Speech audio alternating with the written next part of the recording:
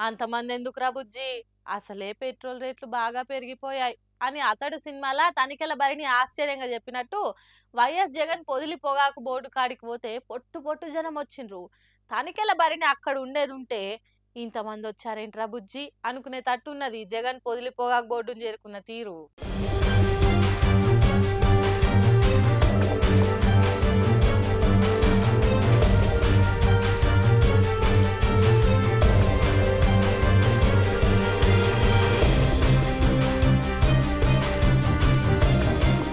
అబ్బబ్బా!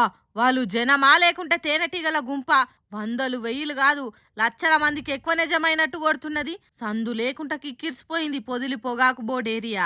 ఆ జనమేంది, జగన్ ఎంట చీమల దండు తీరుగా కదులుడేంది, డ్రోన్ కెమెరాల నుంచి చూస్తుంటే ఉయ్యాలు ఊగినట్టే ఊగుడేంది, సీఎం సీటు పోయి ఏడాదే అవుతున్నది.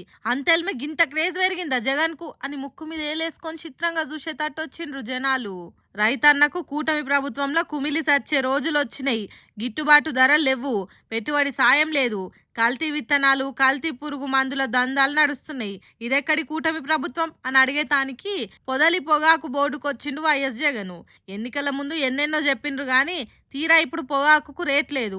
కొన్ని దిక్కులల్లో రైతన్నలు ఆత్మహత్యలు చేసుకుంటుర్రు. ఇది కూటమి ప్రభుత్వం కాదు, కాలకూట ప్రభుత్వం అన్నట్టు మాట్లాడిండు.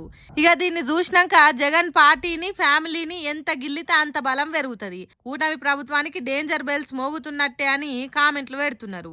కానీ ఇంతగానం మంది వచ్చుడు జగన్ కోసం జంగులేపుడు మాత్రం ఆంధ్రప్రదేశ్ రాజకీయాలలో హాట్ టాపిక్ అయింది. కూటమి ప్రభుత్వానికి రోజులు దగ్గర పడ్డాయని అనుకుంటున్నారట. మరి ఇప్పుడే ఇట్లుంటే ఎన్నికల నాటికి జగన్ క్రేజ్ ఇంకెంత పెరుగుతుందో, మొన్నటి ఎన్నికల నాటి సీన్ రివర్స్ అవుతుందో చూడాలి.